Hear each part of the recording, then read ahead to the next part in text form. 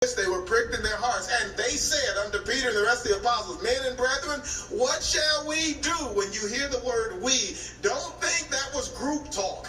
That was some individuals within the group speaking of self. What do I need to do? And they said, save yourselves from this untoward generation.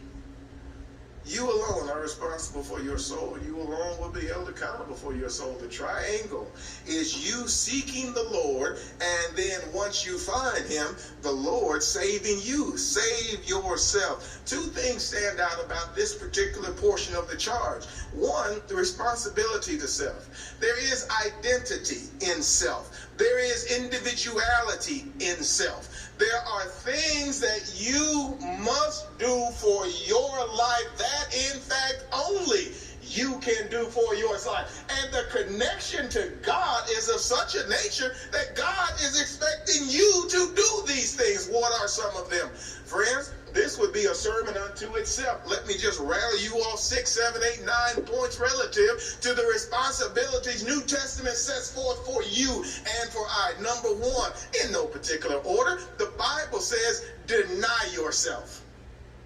Luke 9:23.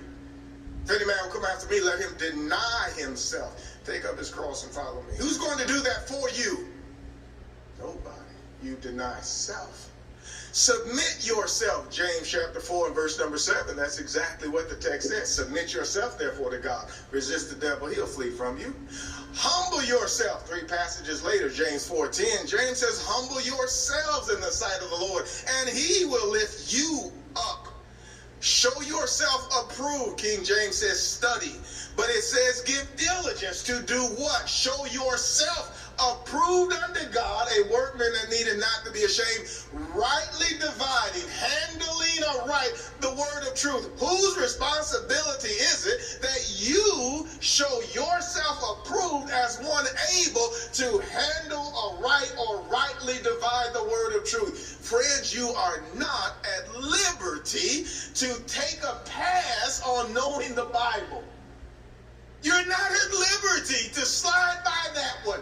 You're not at liberty to say, well, we'll just outsource that to the preacher. The preacher absolutely has obligations and responsibilities to you. Namely, preach the word. Be instant in season, out of season, reprove, rebuke, exhort with all long suffering and doctrine. The servant of the Lord must not strive, Paul says. There are great responsibilities laid on preachers. And if you're going to be a master, James chapter 3, a public teacher, you will receive a greater condemnation. Make